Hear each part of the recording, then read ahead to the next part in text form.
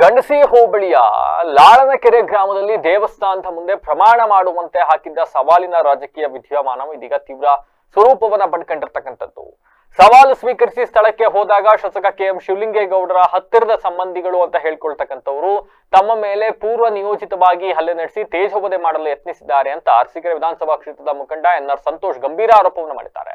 ಇನ್ನು ಈ ಕುರಿತು ಮಾತನಾಡಿದ ಅವರು, ನಾವು ಸವಾಲಿಗೆ ಉತ್ತರವಾಗಿ ಲಾಳನಕೆರೆ ಗ್ರಾಮಕ್ಕೆ ಹೋದಾಗ ಶಾಸಕ KM ಶಿವಲಿಂಗೇಗೌಡ ಹತ್ತಿರದ ನಿವಾಸದ ಸಂಬಂಧಿಕರು ನನ್ನ ಮೇಲೆ ಹಲ್ಲೆ ನಡೆಸಿದ್ದಾರೆ.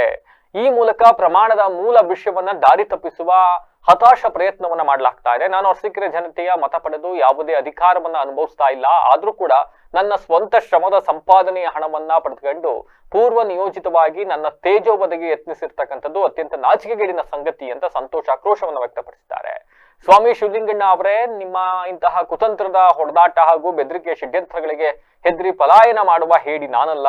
ಎಲ್ಲಿಯವರೆಗೂ ನನಗೆ ಜನಬಲ ಮತ್ತೆ ದೈವ ಬಲ ಇರ್ತದೆಯೋ ಅಲ್ಲಿವರೆಗೂ ಕೂಡ ಇಂತಹ ಕುತಂತ್ರಗಳು ಸಾಕ್ತಾ ಇರುತ್ತೆ. ಆಗ್ಲಿ, ಅವಕ್ಕೆಲ್ಲ ನಾವು ತಲೆ ಕೆಡಿಸ್ಕೊಳ್ಳಲ್ಲ. ಇಂತಹ ಕೃತ್ಯಗಳಿಗೆ ನನ್ನ ಅರಸೀಕೆರೆಯ ಮಹಾಜನತೆ ಸೂಕ್ತ ಸಮಯದಲ್ಲಿ ತಕ್ಕ ಉತ್ತರವನ್ನ ನೀಡ್ತಾರೆ ಅಂತ ಎಚ್ಚರಿಕೆಯನ್ನ ನೀಡಿದ್ದಾರೆ.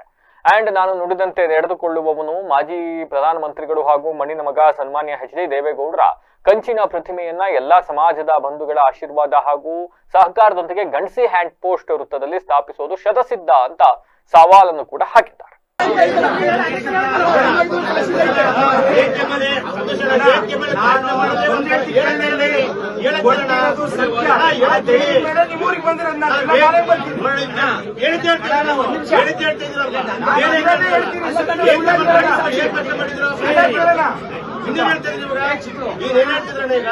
ಸುಳ್ಳು ಹೇಳ್ತಾರೆ.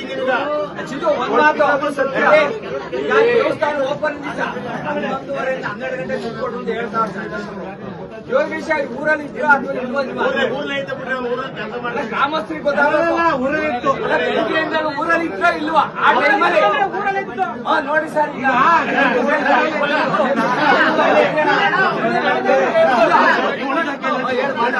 ಊರಲ್ಲೇ ಇದ್ದ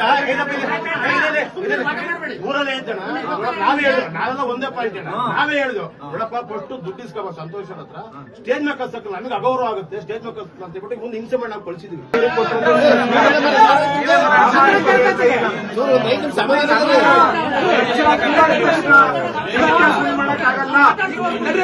ಈಗ ಅವರು ಪ್ರಾಮಾಣಿಕತೆ ಹೇಳ್ತೀವಿ ಅಂತಾರೆ, ಆದ್ರೆ ಜನತೆ ಪ್ರಾಮಾಣಿಕತೆ ಅನುಮಾನ ಬಂದಿದೆ. ಈಗ ಇವರು ಪ್ರಾಮಾಣಿಕತೆ ಹೇಳ್ತಾ ಇದೀವಿ ಅಂತ ಹೇಳ್ತಾರೆ ದೇವಸ್ಥಾನ ಮುಂದೆ. ಆದ್ರೆ ಶಿವಣ್ಣ ಹೇಳೋದು, ಯೋಗೇಶ್ ಹೇಳೋದು, ಮತ್ತೆ ಈಗ ಇವೆಲ್ಲ ಇಲ್ಲಿ ಈಗ ಶಿವಣ್ಣನೇ ನಮ್ಮ ಹತ್ರ ಲೆಕ್ಕ ಕೊಟ್ಟರು ಇದಾವೆ, ಅವ್ರ ಹತ್ರನೇ ಇದಾವೆ. ಅದ್ರಲ್ಲಿ ತೆಗೆದು ತೋರಿಸಿ 4 ಲಕ್ಷ ಕೊಟ್ಟಿರೋದು ಅವರೇ ಕೊಟ್ಟವ್ರೆ ಅಂತ ಹೇಳಿದ್ರಲ್ಲ. 4 ಲಕ್ಷ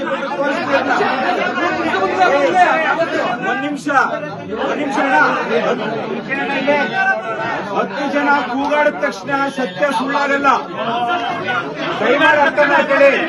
ನಾನ್ ನಿಮ್ಮೂರಿಗೆ ಬಂದು ಮಾತಾಡ್ತಾ ಇದ್ದೀನಿ ಅಂದ್ರೆ ನಾನ್ ದುಡ್ಡು ಕೊಟ್ಟಕ್ಕೆ ಮಾತಾಡ್ತೀನಿ, ಸುಳ್ಳು ಹೇಳೋ ಪ್ರಶ್ನೆನೇ ಇಲ್ಲ.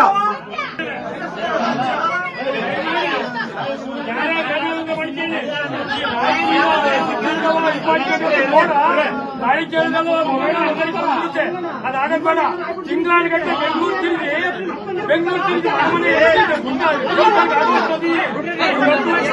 ಯಾರ್ಯಾರು ಸುಳ್ಳು ಬರ ಸುಮ್ಮನೆ ಎಷ್ಟು ಪಂಚಾಯತ್ ಮುಗಿಸ್ಬೇಕು. ಗಾಳಿಗೆಲ್ಲ ಬೆಳಕು ಇಡೀ ಹಾಸನ ಜಿಲ್ಲೆಗೆಲ್ಲ ಬೆಳಗುತ್ತೆ. ಮಾಡ್ಬಿಡಿ ಸುಳ್ಳು ಬರ ಹೋಗ್ಬರ್ತೇನೆ.